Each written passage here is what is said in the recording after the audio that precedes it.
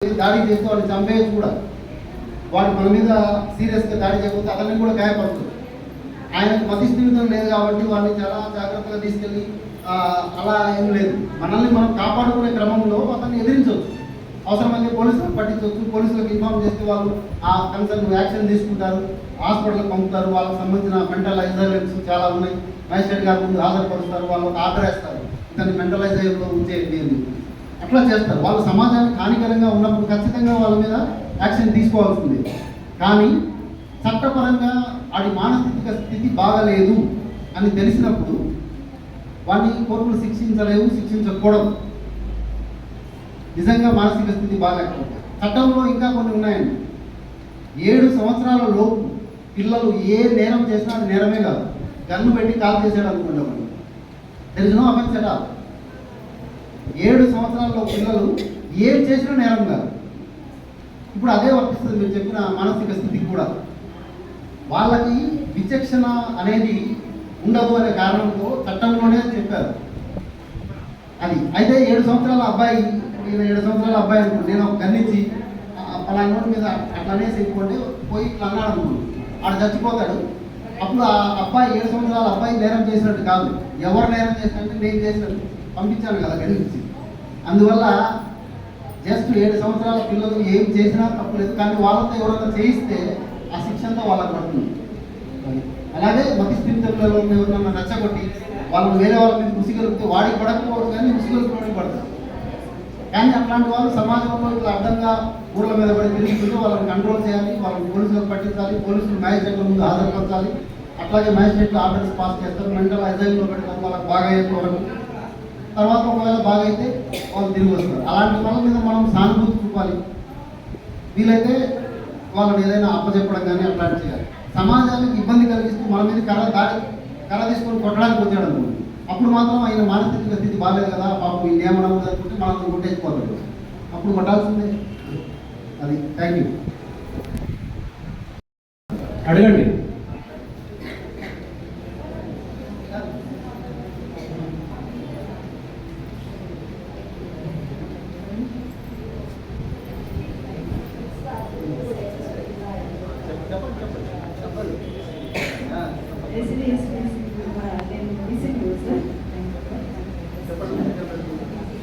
Sir 2 years నుంచి work చేస్తున్నారు. అంతకుముందు ఒక కేసు డీల్ చేశారు, పోక్సో కేసు సార్. మీరు అంటే అంతకుముందు జరిగింది సార్. ఇది కోయలకుంట్ల దగ్గర ఒక విలేజ్లో అమ్మాయి మైల్డ్ ఎంఆర్, అతను పెద్ద వయసు, తాత వయసు. గొర్రెలు కాసుకోవడానికి వాళ్ళు అమ్మాయిని పంపించేది. తల్లి స్టెప్ మదర్ అనమాట. తండ్రి పట్టించుకోలేదు. పాప డైలీ వెళ్ళొస్తుంది, తాతయ్య కదా తీసుకెళ్తున్నాడు అని అనుకున్న పరిణామంలో అమ్మాయి కన్సీవ్ అయింది. ఆ విషయం తెలియదు. కడుపున వస్తుంది, కడుపు కనపడుతుంది. 5 నెలలు దాటిపోయింది, దగ్గర 6 మంత్స్ సార్. అప్పుడు తెలిసి తల్లిదండ్రులకి కేసు పెట్టారు అనమాట పోలీసు వాళ్ళకి. లాస్ట్గా అమ్మాయిని తీసుకొస్తే వాళ్ళ తండ్రి అమ్మాయిని అబార్షన్ చేద్దాము అని అన్నా కానీ హోప్లెస్. అప్పటికి టైం దాటిపోయింది అనమాట. ఇంక అమ్మాయిని డెలివరీ చేసేయాల, అమ్మాయిని చేయించడానికి వీలు లేదు అని అంటే అమ్మాయిని కర్నూలులో చైల్డ్ వెల్ఫేర్ కంపెనీలో ప్రొడ్యూస్ చేసి మన శిశుగృహ దగ్గర అమ్మాయిని విడిగారి మా పర్యవేక్షణలోనే మేము అమ్మాయిని డెలివరీ అయ్యే వరకు మేమే చూసుకున్నాం సార్. ఆ తర్వాత పాప మంచి బాబుకి డెలివరీ, నార్మల్ డెలివరీ అయింది. సార్ వచ్చిన తర్వాత అతనికి లైఫ్ టైం పడింది అన్నమాట, జీవిత ఖైదు ఇచ్చారు. ఇదైతే బెస్ట్ అచీవ్మెంట్ సార్. ఆ అమ్మాయి లైఫ్ సేవ్ అయింది. ఇది సార్ దగ్గర నుంచి చెప్తున్నారు. సార్ చాలా సక్సెస్ స్టోరీస్ ఉన్నాయి. సార్ అన్నట్లు అతనికి ఇప్పటికీ బయటికి రాలేదు. మేము ఆ కేసు అయితే ఫాలో చేస్తున్నాం. ఆ బాబుని కూడా నల్గొండ పేరెంట్స్కి అడాప్షన్ ఇచ్చేసాం సార్. అమ్మాయి అతనికి వేరే అంటే అప్పటి వరకు తెలియలేదు. అమ్మాయికి మ్యారేజ్ కూడా చేశారు. ఇదైతే just success story. Thank you.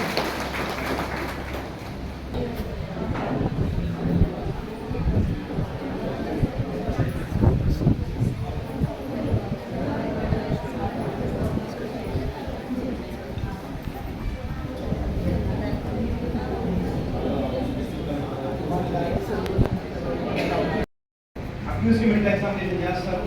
మీరు రిపోర్ట్ చేయడంలో లేట్ చేసే కొద్దీ కూడా ఎవిడెన్స్ అనేది తగ్గిపోతూ ఉంటుంది.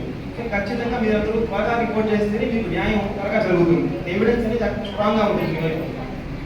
ఇంకొకటి రిపోర్టింగ్ అనేది మీ పిల్లలకు మన ఇంట్లో జరిగితేనే కాదు, మన పక్కింట్లో జరిగినా లేదా మీరు ఏదైనా స్కూల్లో పనిచేస్తున్నా ఆ స్కూల్లో పిల్లలు జరిగినా ఖచ్చితంగా మీ రెస్పాన్సిబిలిటీ ఉంటుంది. నాన్ రిపోర్టింగ్ కూడా 6 months పనిషబుల్ అఫెన్స్. సో మీ దృష్టికి కనుక ఏదైనా అఫెన్స్ జరిగింది పోక్సో యాక్ట్ కింద అనేది మీరు దాన్ని పోలీస్ స్టేషన్లో రిపోర్ట్ చేయకపోతే మీకు 6 months ఇంప్రిజన్మెంట్ కూడా రావచ్చు. ఒక కేసు ఒకటి నేను చెప్తాను.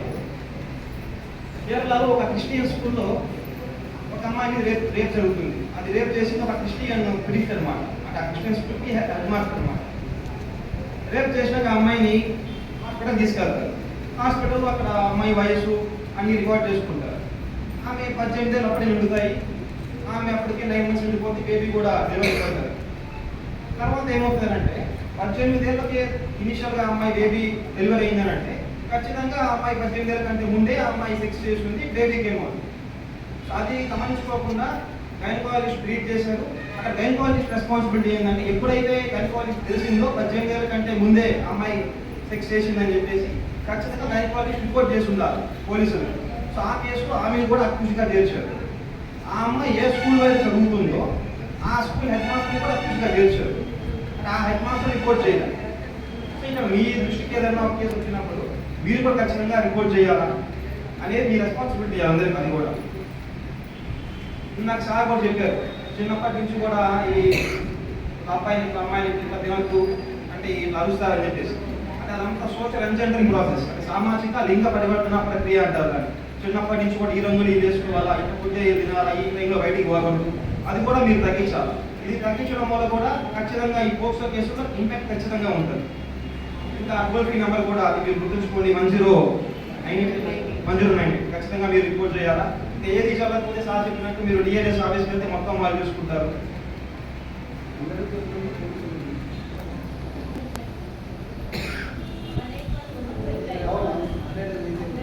అన్నింటికంటే 100 వాళ్ళు పెట్టుకుంటారు, అందరితో వాళ్ళు చూసుకుంటారు.